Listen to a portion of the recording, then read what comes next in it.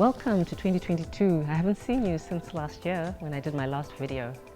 So today I actually want to talk about faith. If we go to 1 Corinthians 13, verse 13, it says, "Now these three remain, faith, hope, and love. But the greatest of these is love." A year ago, for my New Year's message, I talked about hope. And later on this year, in 2022, I'm going to talk about love. But today, I want to focus on faith. Now, what is faith? This time round, I didn't look it up in the dictionary because I believe that the Holy Bible describes it amply. If we go to Hebrews 11, verse 1, it says that faith is the substance of things hoped for, the evidence of things unseen. So that, there you are, it describes it wholly. Notice that in the definition of faith, in the Word of God, that hope is part of that definition. That's interesting, isn't it? And that's because, like we said last time, hope talks about expecting, but faith is more encompassing than that. That is part of it, but it goes deeper. So there you are, that's what faith is. Now, the way I like to look at it when I'm visualizing faith is that, like, I'm standing here and I have to get to the other side of maybe a deep valley or a deep river or something like that, and there's no bridge. So what do? If I have faith, I start to step out, and as I step out, somehow the bridge starts to form and roll out, and before I know it, I'm on the other side. Faith isn't, I have to see the bridge. I have to make sure that I can get to the other side, and I have to know what the bridge is made of to make sure that it's strong enough to carry me across. I believe that it unfolds the bridge as you take a step of faith, literally. So let's look at a few aspects of faith. In Hebrews 11, verse 6, it says that it's impossible to please God without faith, because those who come to him must believe that he is. You don't even believe that he exists and that he will do what he says, then you can't please him, because that's where faith begins, believing in who God is and that he is who he says he is. And then if we move on to Matthew 17:20, it says that if you have faith, even as small as a mustard seed, you can say to a mountain, "Be thou removed and into the ocean, get out of the way," and nothing will be impossible for you. So this talks to me about just obstacles and things that I will face in my life or my family's lives that I have to speak to and say, "You get out of the way, and believe that it's going to happen," and they move, because we need to remove mountains and obstacles so that we can get to where we're supposed to and achieve our God-given purpose and therefore fulfill our destiny. So it's important to have faith. If we go to Romans 10:17, it talks about, "Now faith comes by hearing, and hearing by the word of God."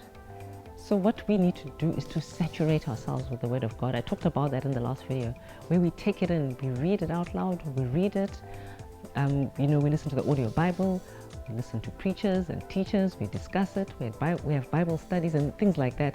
Just keep internalizing it and taking it in, because that's the only way we're going to grow our faith, and it arises in us and strengthens us and helps us to achieve those things which may be difficult or challenging, but with faith we'll be able to overcome those things. So it's very important to take in the word and to grow our faith. Then the other thing I want to point out is in Ephesians 6, verse 16, where it talks about faith being the shield of faith. And it actually says that that shield is the one that blocks the fiery darts of the enemy. But I want to also point out something very important, a similarity between the sword of the Spirit, which is the word of God, and the shield of faith. Notice that, okay, the helmet is on your head, the breastplate is on your chest, the belt is by your waist, and then you have your foot gear. All those things are attached to your body. But have you ever thought about it, that the word of God, the sword and the shield, are the only two pieces of armor that you have to hold? They're not attached to your body, you have to hold them. So you have to hold on to them fast and firmly and be immovable, as it were. Because if you're holding anything, if someone bumps you, you know that it's easy to drop what you're holding. So we need to make sure that we hold on to those two pieces of armor. And then now I think I'll just read a poem to you that I wrote some years back. Difficult to live without. It's a type of invisible bridge, if you like. You use it to cross over from the impossible to the possible. With it, you can move any mountain. You can try, but you can't please God without it. Even just a little bit of it is so powerful, and you can do wonders with it. Hope is good, but this is even better. Use it as your currency. With it, you can purchase anything at all because it never devalues. The economy has no effect on it. You can afford to dream big with it, and things will happen. Anything you can imagine, you can achieve with it. The substance of things hoped for, the evidence of things unseen. It is difficult to live without. Invisible, yet saliently active and powerful. Some call it something to hold on to. Others call it imagining things, wild imagination, foolishness. Others still, unrealistic, building castles in the air. God simply calls it faith. Then I put a little note at the bottom that says, living without faith is a very difficult thing.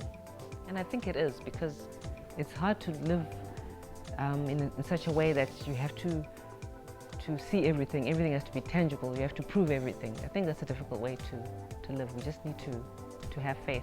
And then just to finish off, if we read the New Testament, we hear about doubting Thomas. That's not a very nice thing to be known for doubting. And what happened was Jesus appeared to the disciples, and then they told Thomas that we've seen him, and he said, I don't believe it. I'll only believe it if I see him and put my fingers through, where his hands, where he was crucified, and through his side. Then God appeared, to Thomas, and he believed.